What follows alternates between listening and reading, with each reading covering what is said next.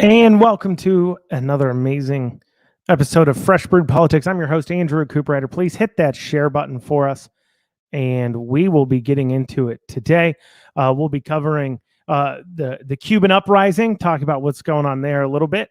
We'll talk about the Texas Democrats are once again resulting to some deeply disturbing tactics in order to break quorum to stop the passing of bills they disagree with. And Mike Harmon declares he will be running for governor. So we'll cover that real quick. If you guys could do me a favor, as you know, if you're listening on Facebook, Facebook does not like to distribute what we have to say. So please hit that share button down there in the right-hand corner. That's the number one thing you can do for me, is hit that share button, and even share it multiple places. Share it in any Facebook pages you know that would like to hear what we have to say. Also, as well, if you're listening to this on a replay, you can hear it on a podcast form, Fresh Brewed Politics, available on Apple and Spotify. And of course, guys, we have our 1776 sale going on today. That'll go on until the end of this month. So it's 17.76% off online. Go ahead and hit that up and purchase that. And we'll be getting into it today. First thing we're going to talk about is, in case you missed it, I am running for the 12th Senate District here in Kentucky. That is, of course, where I live. I've lived here for about a decade. And so, we're running, obviously, I'm running as a Republican on a platform of larger freedom, smaller government. So cutting down, eliminating taxes, eliminating regulations that make it so hard to live and work in Kentucky, and pushing back against federal government overreach that we've seen systematically destroy what we have here in Kentucky, whether that is in our coal industry, our hemp industry, our soybean industry, all of which has been greatly affected by the federal government overreach. So that's a platform to run on. If you'd like to support that, you can go to Cooperrider, COOPERRIDER, the number 4KY.com. You can check out my platform. You can hit that donate button, of course, donate to the campaign. A lot of people don't, some interesting people probably don't want me running, but we'll see what happens. But of course, too, as well, if you can, just tell your friends, tell your family about us, and let them know, hey, follow this guy, see what he's doing. If you like what he's doing, donate to it. If you don't, well, I'm sorry. But anyways, go ahead and hit that share button. Let's talk about Cuba here. Cuba's been having some uprising over the past day or so, and people in tens of thousands have been taking to the streets to protest communism. And what's more interesting is the left, for a long time, just for like a while, for like an entire day, did not heavily report on this. This was not heavily reported at all in mainstream media because they were looking for their spin. Well, the good news is they think they found it, and they think they found it by saying they're protesting the Cuban government handling of COVID. I said a little weird there to try to stop the Facebook algorithm from taking us down. But anyways, the point is they think that's what they're doing, but they're really protesting to end communism. I will give you the biggest evidence you have of that. Let's go ahead and play a clip there from their protests.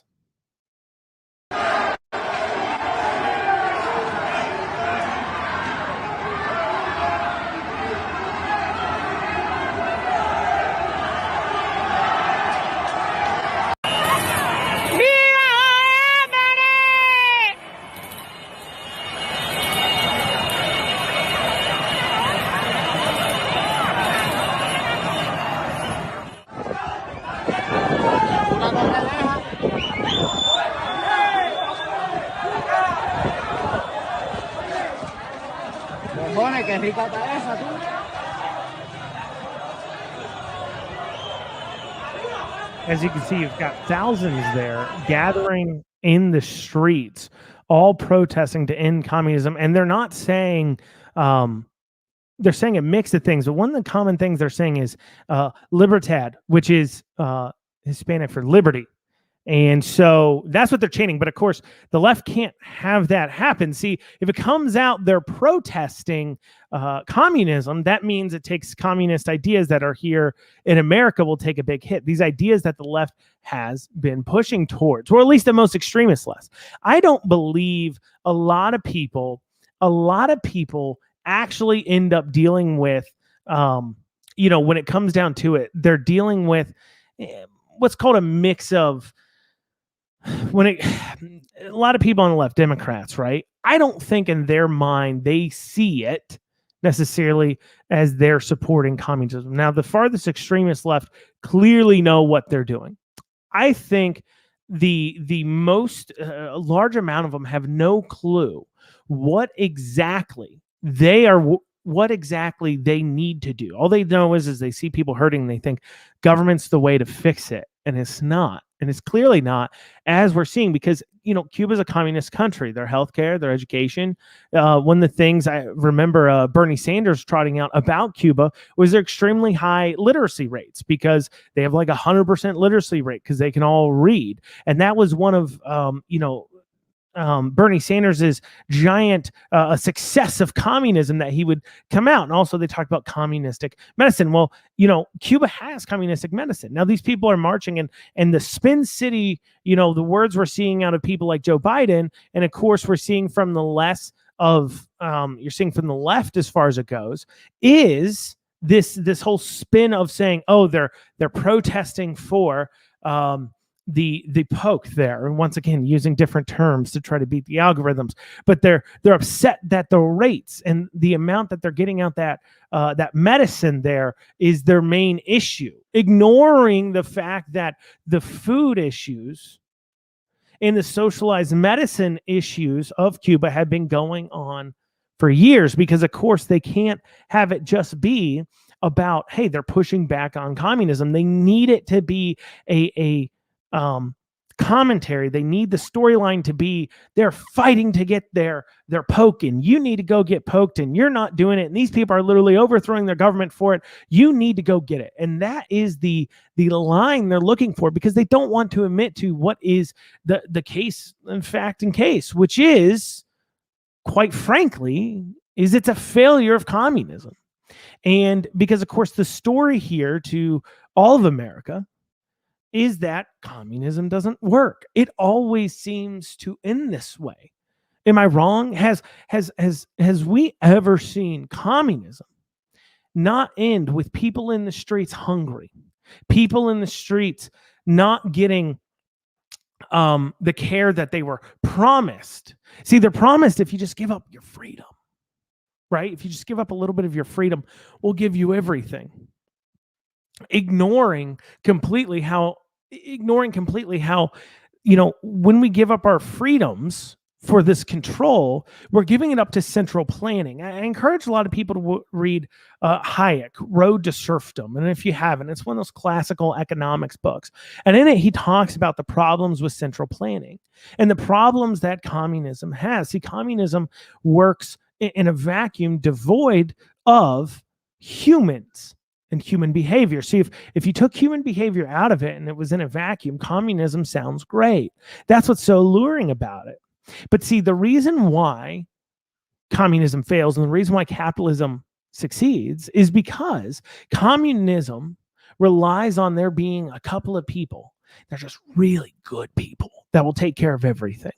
And of course, that is what both the authoritarian right and authoritarian left here in America believe. Both of them, neither of them are correct, is that, wow, if we just grab the holds of power, we can get in place what we think is best.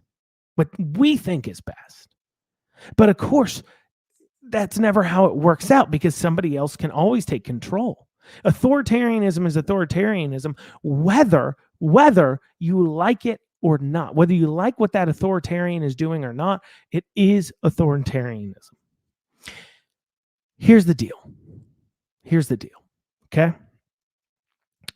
Cuba right now is going through an uprising. We need to be supporting them, right? We need to be supporting these protests. We don't need to be spin-citying it like Joe Biden is currently doing into it becoming about the poke and about, diseases and illness. That's not, it's about taking down communism, and we need to support them. And you're going to see a lot of people who normally speak up on government evils, not talking about this. I mean, the images coming out of Cuba are extreme. You're seeing military lining up and getting ready to beat down this. They're cutting off power and water to the protesters.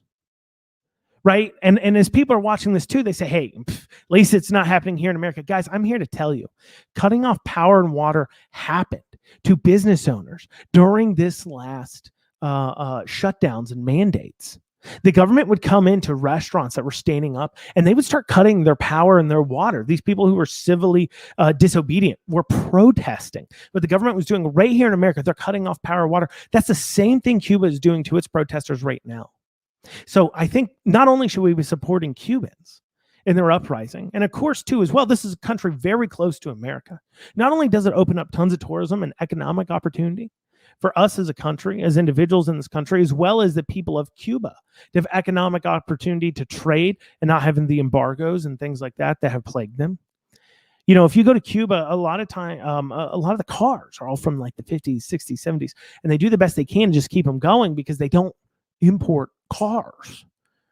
And so this offers a great opportunity for the Cuban people, and also too, to show the amazing ability of democracy to be able to pull a country out of being either a second or third world country, depending on what parts you're in, depending on how you define it, into being a first world country and a beacon of freedom. And to be able to make that change in Cuba would be absolutely amazing. And that's why we got to get behind them.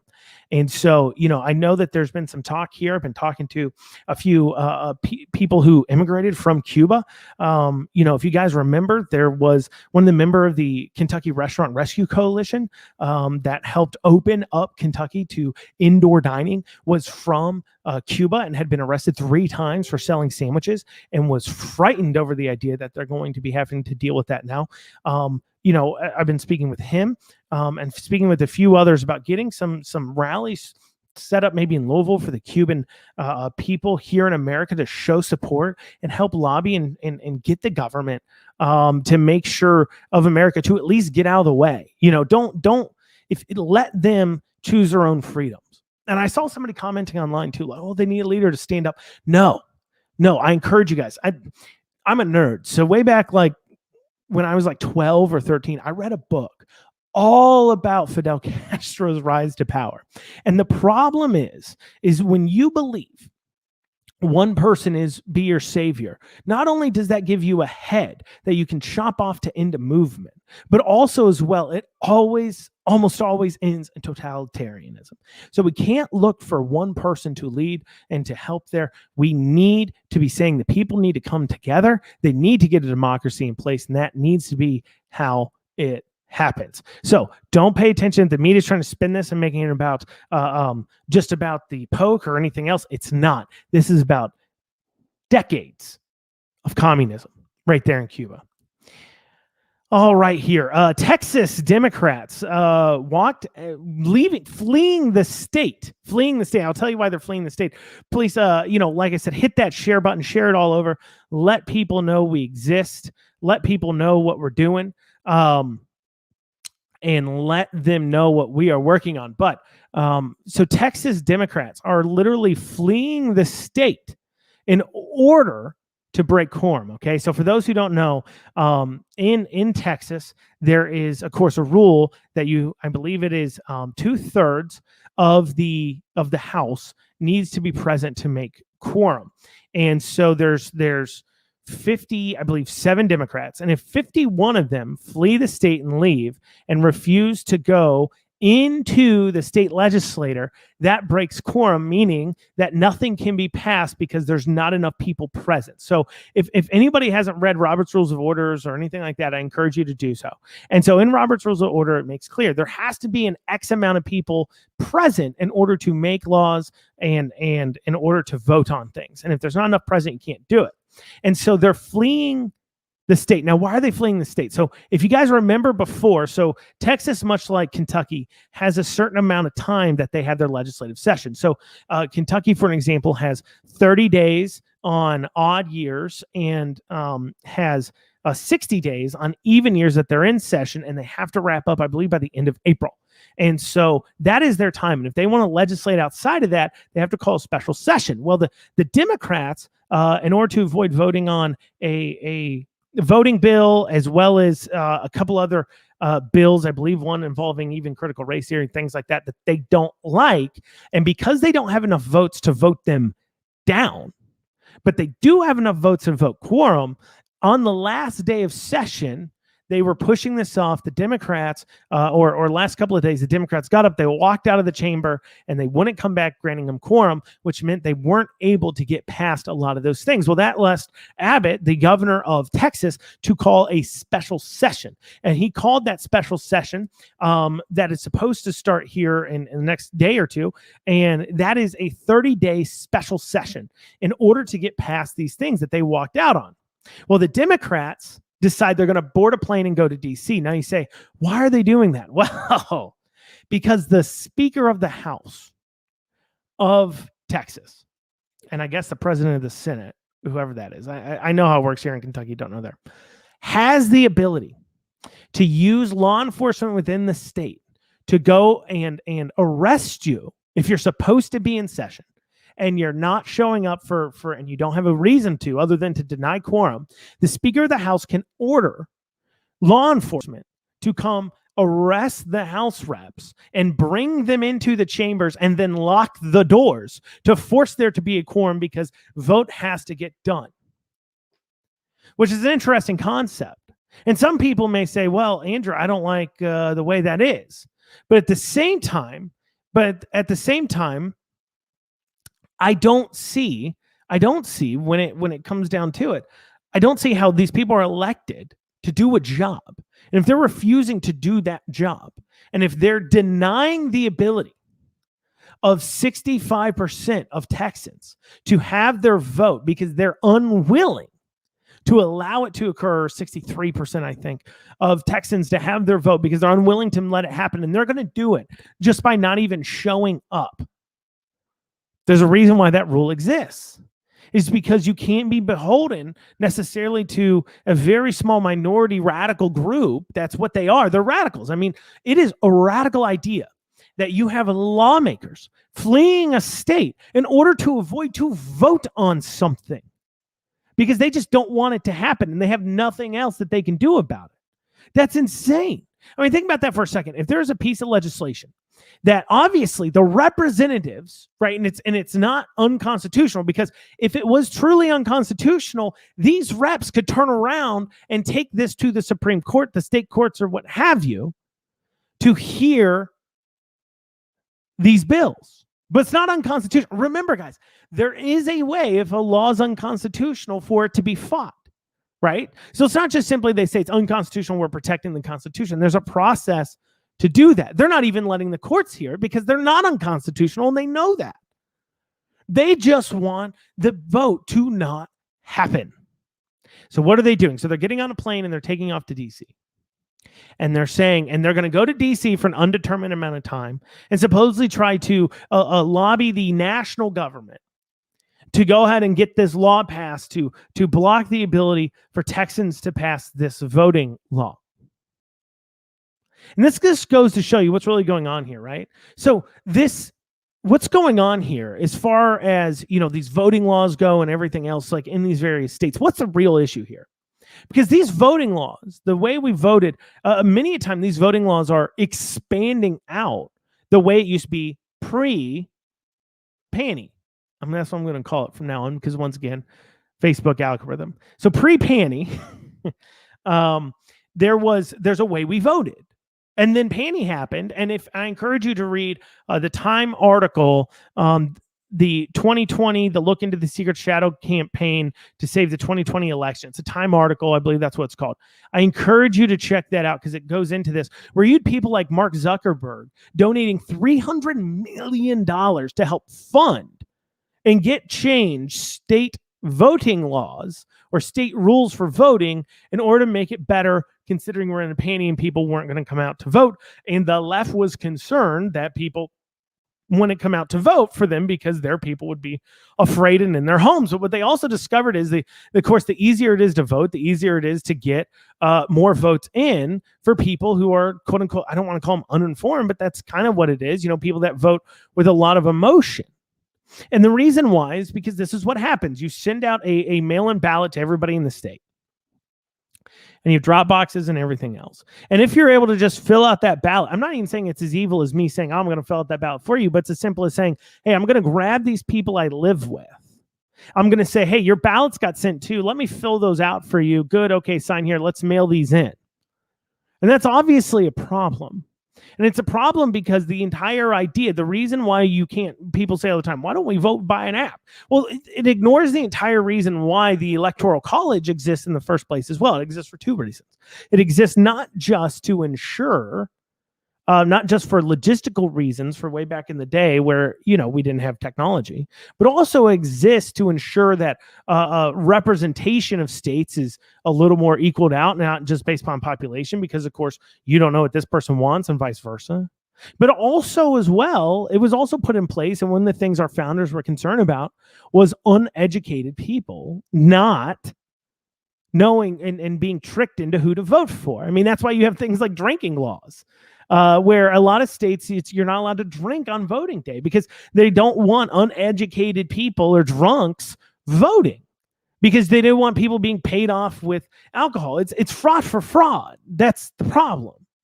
Okay? We want good ideas to win because they're good ideas, not because this person was able to fraudulently get enough people in there who they were able to fake the ballots for. So that's why they're changing, and not even changing these laws. They're expanding their voting in many cases. The laws are looser than they used to be. They're just requiring, hey, we just want to see an ID. That's one of the things that they're fighting about. Remember in Georgia where they're throwing a fit. The big change in Georgia was on your mail-in votes, you had to put your ID number, and they did not like that. They're like, no, I don't like that. That's racist. That's new Jim Crow. Why? Because that means I can't just take a ballot, fill it out, and send it in. And of course, the Democrats know that's what happens. And of course, they know that they're getting those votes. And so this is a struggle of the Democrats wanting to permanently change voting laws to help them out.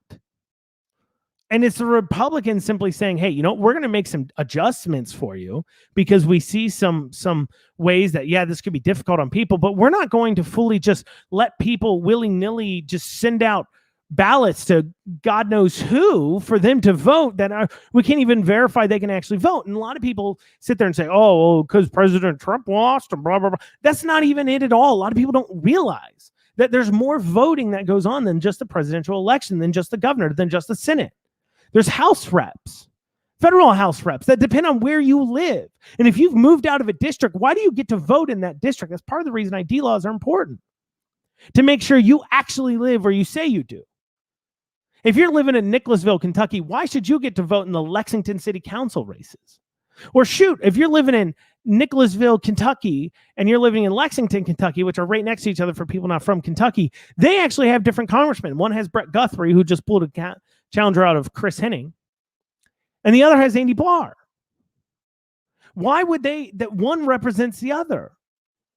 So we can't have our voting crossing over, but people forget that. And they also forget about your local elections, your state Senate, your state House, where it's 44,000 state House, state Senate's around 144,000, 130,000, I believe, population right there.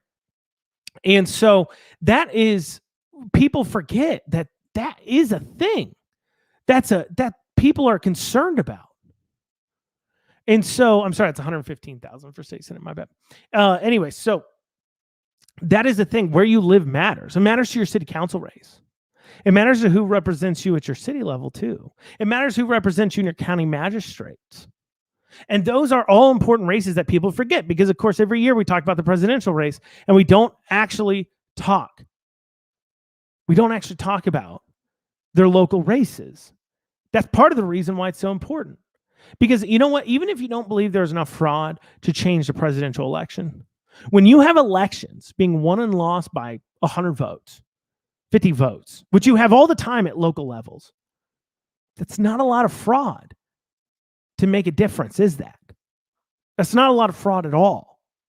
And so it's definitely something worth looking at and looking into. But of course, the Democrats in Texas decide, hey, we're not getting our way, so we're just going to board a plane. We're just going to fly away, and we're not going to come back. Pretty ridiculous. And I hope the Speaker of the House does put out an arrest for them, because they need to do their job. They were elected to represent their people. They were not elected to act this way. They're not elected to not do their jobs. I mean, imagine if you're hired to do a job and you just took off, and we're still getting paid, mind you, and advocate the responsibilities of your job, and you just took off. I mean, that's what they're doing. It's still getting paid too. So I guess if you want to resign your job, you resign your seat in the House, then do it. Resign your seat. That's fine. You're advocating for your responsibility. But you cannot advocate your responsibility to represent the people and then not expect there to be repercussions. That's not how this works. All right. Here in the state of Kentucky, we have Mike Harmon declaring he's running for governor. And he just declared real recently, I believe he just declared today, he was running for governor. And I was talking to somebody about that, about Auditor Mike Harmon entering the race for governor. And he said, hey, he's 2.5 years out. That's a pretty big time. And, he's got a point, right? That's far out. We're 2.5 years out from an election he's declaring. However, let's keep in mind, Mike is termed out for a state auditor. That's first thing. Second thing is there's a lot of people talking about doing it. Of course, you declare early like that, he could be trying to garner certain people's endorsements early on in order to help keep some other people out of the race. I mean, we all know that Savannah Maddox has been talking about wanting, or I don't know if she has, but there's people talking about Savannah Maddox running. I don't know anything about what she's talking about. There's people talking about Ryan Quarles running, and there's people talking about Nick, if you can hear me, ambassador to UN under Trump, Kelly Craft. Kelly Craft, thank you. I was like, Kelly something. I was going to say Kellyanne Conway, but I know that's not who it is. Kelly Craft. So we've been talking about Kelly Craft running, talking about Ryan Quarles running, Mike Harmon, and of course, Savannah Maddox. So perhaps he's declaring, trying to get out ahead of them to gather up a little more time, talent, resources, as well as to gather some endorsements early on before people see the playing field of fully how it's going. That could be a smart move.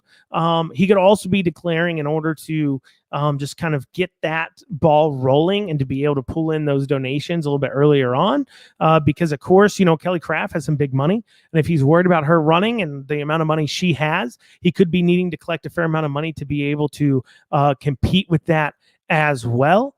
So there's definitely a couple different reasons. So my personal opinion on Mike Harmon. So let me be clear here. I am not, until we're much closer to governor, I'm not going to endorse anybody for governor, because quite simply, I don't know who's all going to declare. There could be somebody that declares out of nowhere that I'm like, okay, that person's pretty solid. I want to support that person. But if I've already endorsed somebody, I can't do that. So, but let me talk about Mike Harmon here just for a second.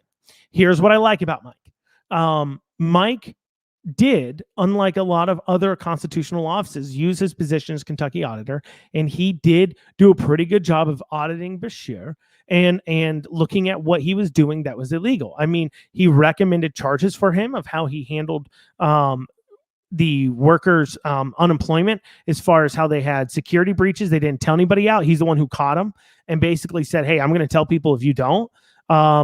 He's the one who caught they're doing illegal things there that are federally illegal. He's the one who caught that the abuse is coming out of the system. Those employees of the unemployment system that were double dipping, that were making money with the state while also handling their own claims for unemployment elsewhere. Those are some pretty interesting things that he did. So he did use his pulpit per se a little bit better than I saw people like Ryan Quarles using his pulpit in order to lash out at Beshear and what Beshear was doing.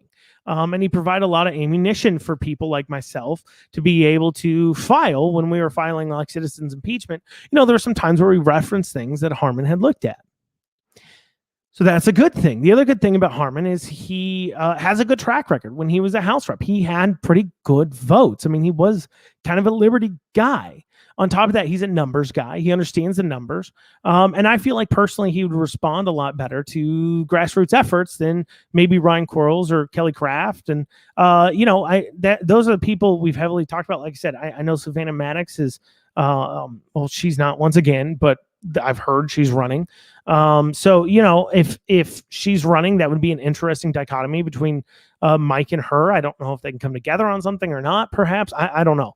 But what I do know is that it seems like he would listen to the grassroots because he's a numbers guy and he knows what the grassroots can do because he saw what happened with, Bashir Bevin's situation where some of the grassroots got involved. And maybe we'll do a podcast on that some other time. But more importantly,